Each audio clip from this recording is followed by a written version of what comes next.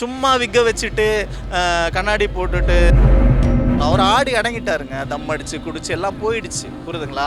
கடைசி விவசாயி மாதிரி படங்கள் இப்போ எடுக்கணும். யார் தலைவர் ஃபேனு? என்ன பேச அப்ப ஏமாத்தணுமா மக்களை? நல்ல கதைகள் எவ்வளோ இருக்கு, ஓடாதீங்க இங்க வாங்க. 200 ரூபா வேஸ்ட் ஆயிடுச்சு வச்சா. நல்லா இருக்கா? ஐயே சுத்தமாக நல்லா இல்லை. எனக்கு நல்லா இருந்தது என்னன்னா, அந்த ஃப்ளாஷ்பேக்கில் வருவார் தெரியுமா, அதுதான் நல்லா இருந்தது. வேற எதுவுமே நல்லா இல்லை, சுமாராக இருந்தது.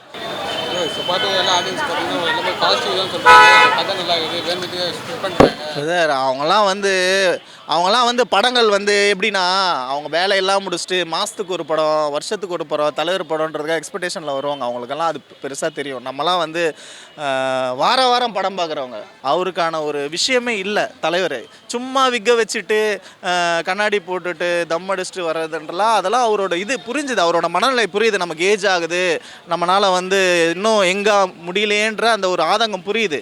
ஆனால் அதுக்கு அவர் உடல்நிலை சப்போர்ட் பண்ணியிருக்கணும். அவர் ஆடி அடங்கிட்டாருங்க. தம் அடிச்சு குடிச்சு எல்லாம் போயிடுச்சு, புரியுதுங்களா? கடைசி விவசாயி மாதிரி படங்கள் இப்போ எடுக்கணும். அவர் யார் தலைவர் ஃபேனு? என்ன பேச அப்போ ஏமாத்தணுமா மக்களை? தலைவர் ஃபேனுன்றதுக்காக மக்களை ஏமாத்தணுமா? நீ பாருங்க, படம் நல்லா தான் இருக்கு, மக்களை ஏமாத்தலாமா? மக்களை ஏமாத்தலாம் ஒன்றுமே இல்லை, ரொம்ப தப்பு ப்ரோ. நீங்கள் ஸ்ப்ளிட் ஆகாமல் நீங்கள் வந்துட்டு திருப்பி நீங்கள் ஒரு வார்த்தை, நான் வந்து கேமியோ வந்துட்டு அந்த 5 வாட்டி நான் பார்ப்பேன் ப்ரோ. அது மட்டும்தான் பார்க்கலாம், கேமியோ மட்டும்தான் பார்க்கலாம். கரெக்டா? இங்கே பாருங்க, லோகேஷ் கனகராஜ் நான் மிகப்பெரிய ஃபேனு. நான் ஃபஸ்ட்டு மாநகரம் சூப்பரான படம், கைதி சூப்பரான படம், விக்ரம் சூப்பரான படம், லியோ வந்து ஆவரேஜ், மாஸ்டர் ஓகே. ஆனால் இது கோட்டை விட்டாரா இல்லையா? அக்செப்ட் பண்ணிக்கோங்க. நல்லா தான் இருக்கு மாசின்னு சில ஒரு நல்லா தான் இருக்கு. இதுக்கு எதுக்கு ஏ சர்டிஃபிகேட் கொடுத்தாங்க? ஏ சர்டிஃபிகேட் கொடுத்தா நீங்கள் டேரக்டர் கிட்ட தான் கேட்கணும். ஃபேமிலியோட வந்து பார்க்க வேண்டிய படம் தானே இது. நீங்கள் வந்துட்டு டேரக்டர் கிட்ட தான் நீங்கள் கேட்கணும், எங்கேயே மக்கள் கிட்ட கேட்கணும். ஆமாங்க, ஃபேமிலியோட வந்து பார்க்க வேண்டிய படங்க. அப்பா என்ன சென்ட், என்ன கதை? அது என்ன கதை சொல்லுங்க? கூலி கதை தான். என்ன கதை எனக்கு புரியல. இங்க பாருங்க, லோகேஷ் கனகராஜ் வந்துட்டு இது 100% படம் வந்து கதை. என்ன கதை?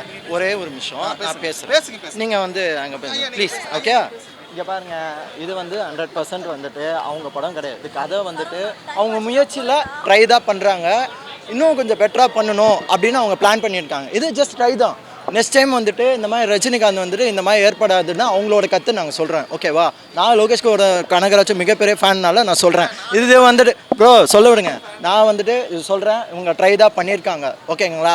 நீங்கள் பார்த்துட்டு அந்த நெகட்டிவ் பார்த்துட்டு இந்த மாதிரி வந்துட்டு தேவையில்லாமல் பேசுகிறது நிறுத்திட்டு ஒரு வந்து சும்மா ஜாலியாக என்ஜாய் பண்ணிங்க பாருங்கள்.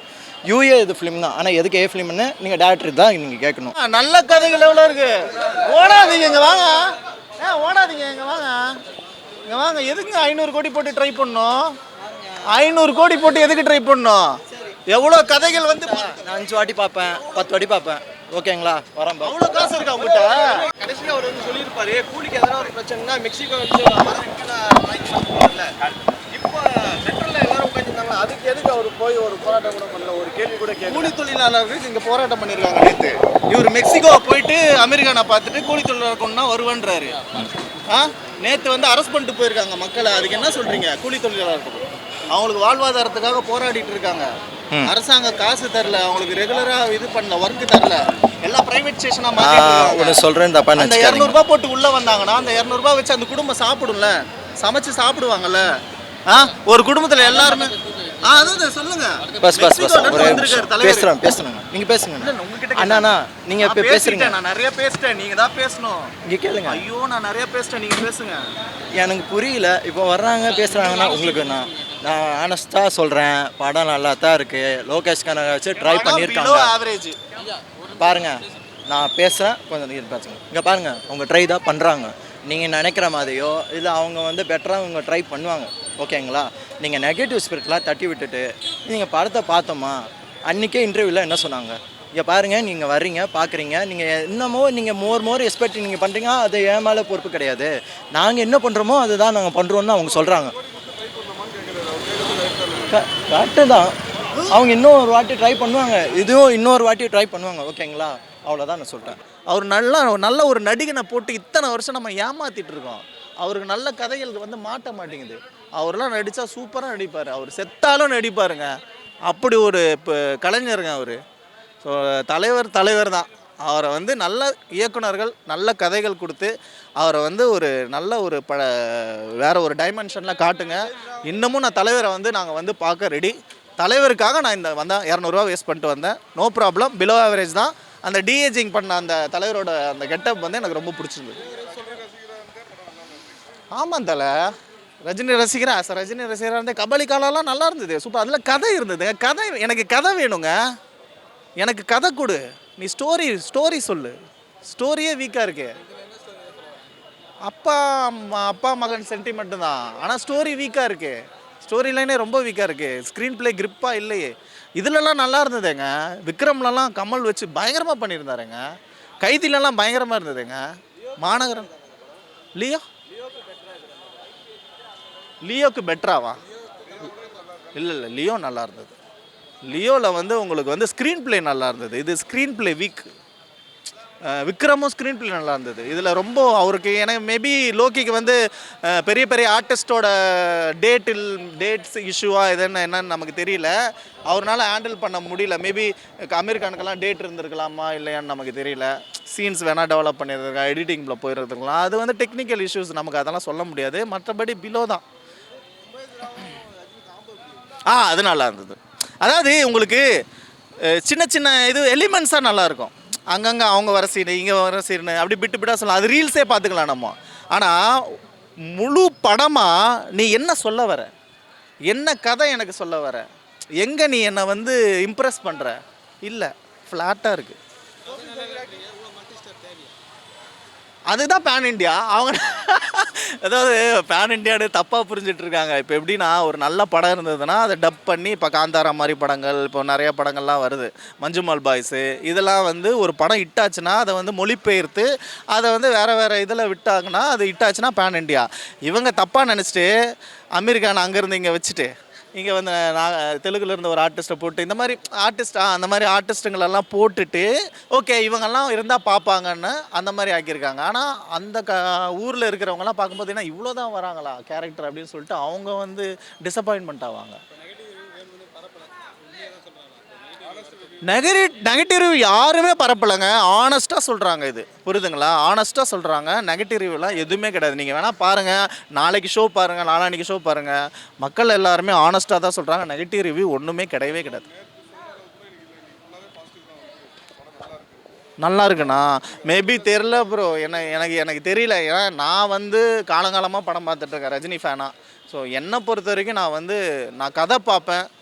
நல்லா ஒரு படத்தை வந்து ரொம்ப வந்து டீப்பாக பார்ப்பேன், புரியுதுங்களா? அதனால் வந்து நான் எந்த வகையிலுமே அதை வந்து நான் நெகட்டிவாகவே நான் சொல்லவே இல்லை. அவ்வளோதாங்க புரிதல். சண்டை எதுக்குங்க போடணும்? அவங்க சம்பாரிச்சிட்டு போயிடுவாங்க. நீ எதுக்குங்க சண்டை போடணும்? உங்கள் வீட்டை பாருங்கள், எதுக்குங்க சண்டை போடணும்? தேவையில்லாதுங்க. அது கூலி தொழிலாளர்கள்ன்றாங்களே, அங்கே நீ அரெஸ்ட் பண்ணிட்டு போனாங்கல்ல, அதுக்கு யாராவது கேள்வி கேட்டாங்களா? கூலி தானே இவரும். ஒரு கூலினா இவர் வந்து அந்த கூலிக்காக நான் வந்து மெக்சிகோவில் இருந்தாலும் போவேன்றாரு. நீ ஏன் மெக்சிகோ போகிற? இங்கே இருக்கிறவங்க வந்து நேற்று நைட்டு அரெஸ்ட் பண்ணிட்டு போயிட்டு அங்கே போட்டிருக்காங்க. இங்கே வேலை செய்கிறவங்க கூலி தொழிலாளர்கள், புரிதுங்களா? நீ மெக்சிகோலாம் போகவே தேவையில்ல. சார் தலைவரே, இந்த நியூஸ் உங்களுக்கு வருதா என்னன்னு தெரில. நீங்கள் பார்த்தீங்கன்னா நீங்கள் இதை பாருங்கள்.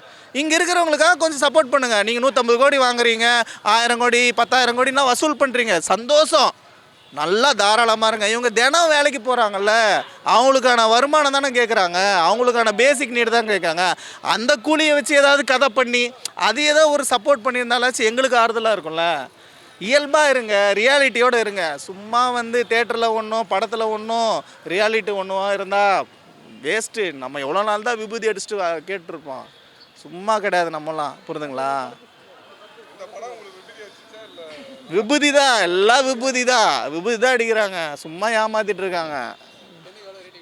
10க்கா மனம் வருத்தம்லாம் இல்லைங்க. நான் என் தலைவருக்காக 200 சரி தலைவருக்காக வந்தேன், அவ்வளோதான், ஹாப்பி. ஆனால் வந்து என்னென்னா இதை நான் வந்து ஓடிடிலே பார்த்துருந்துருக்கலாம் ரீசார்ஜ் பண்ணி, அவ்வளோதானே தவிர 10க்கு வந்து எனக்கு வந்து ஒரு 4.5 கொடுப்பேன். கட்சியா? எனக்கு எந்த கட்சியும் கிடையாது, எதுவுமே கிடையாது. நான் வந்து எப்பயுமே நான் நார்மலாக வந்து ஒரு கடைநிலை என்ன சொல்கிறது, தொண்டன். என்ன சொல்கிறதுனா ஒரு ஹியூமன். நல்ல படங்கள் வந்தால் எனக்கு ரொம்ப பிடிக்கும், ஓகேங்களா? அதே மாதிரி நல்ல ஸ்டார்ஸோட படமும் வந்தாலும் பிடிக்கும். விமர்சிப்பது வந்து நம்ம மக்களோட கடமை. ஏன்னா நமக்காக தான் படம் எடுக்கிறாங்க, ஓகேங்களா? நம்ம பார்த்து காசு கொடுத்தா தான் அவங்களுக்கு கோடி.